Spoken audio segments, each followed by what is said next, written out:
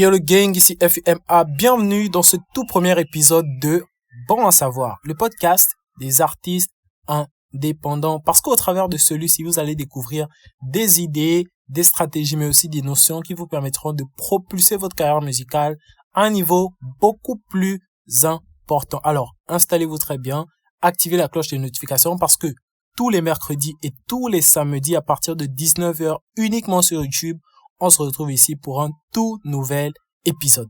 Alors, la thématique du jour est le positionnement artistique. Qu'est-ce que le positionnement artistique? Déjà, pour commencer, qu'est-ce que le positionnement en marketing? Et secondement, qu'est-ce que le positionnement artistique? Et pour répondre à cette question, nous allons dire tout simplement que le positionnement en marketing, c'est tout simplement la place que l'on occupe dans l'esprit de nos consommateurs, dans l'esprit de nos potentiels client ou encore de notre client idéal, tout simplement. Alors maintenant, le positionnement artistique, c'est quoi? C'est le fait de se définir au travers d'un seul genre musical. Pourquoi? Parce que ce qui se passe généralement au quotidien, c'est que les artistes indépendants ou encore les artistes en pleine croissance ont tendance à vouloir venir et faire tout type de genre en voulant se justifier en disant que ouais, moi je suis polyvalent, je fais du rap, je fais de l'afro, je fais de la trap, je m'adapte à peu près à tout, etc., etc. C'est bien. C'est bien d'être polyvalent, c'est bien de pouvoir faire un peu de tout, c'est bien de pouvoir toucher un peu à tout.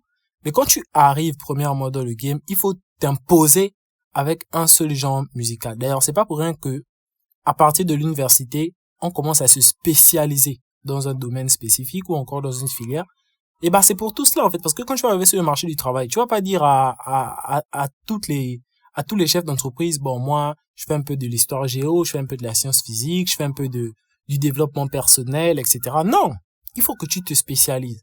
Et se spécialiser revient à définir ou d'abord à choisir le genre par lequel tu aimerais que l'on puisse t'identifier. Donc si tu as moins de 5 ans dans l'industrie du disque, pose-toi déjà cette question-là. Quelle est mon identité musicale? Quelle est la représentation que les gens ont de moi dans leur esprit quand ils entendent mon nom ou bien quand ils écoutent l'une de mes chansons? Et pour ça, on va faire quelques illustrations. Je vais te prendre par exemple un exemple. Et là, la tautologie est importante. Disons qu'on aille sur Google.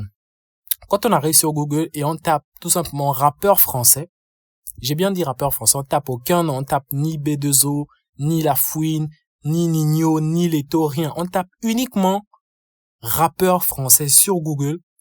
Ce qui est sûr et certain, c'est que tu vas voir apparaître au niveau des images ou encore même au niveau des résultats de recherche, tu verras des noms d'artistes qui vont figurer par rapport à ta requête.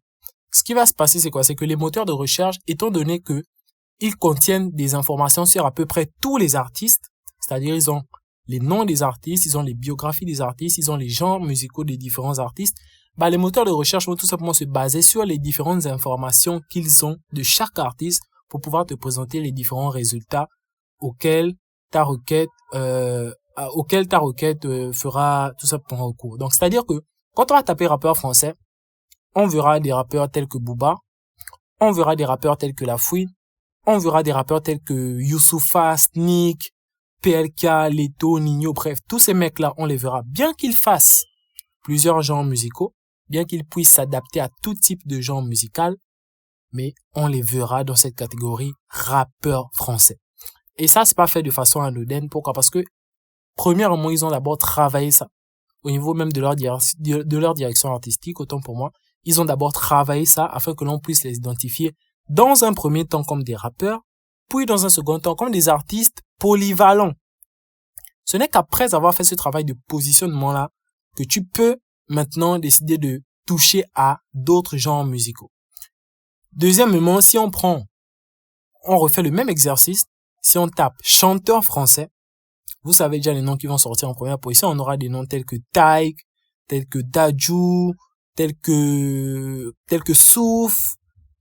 Bref, il y en a tellement, j'en connais pas beaucoup particulièrement parce que moi j'écoute principalement du rap.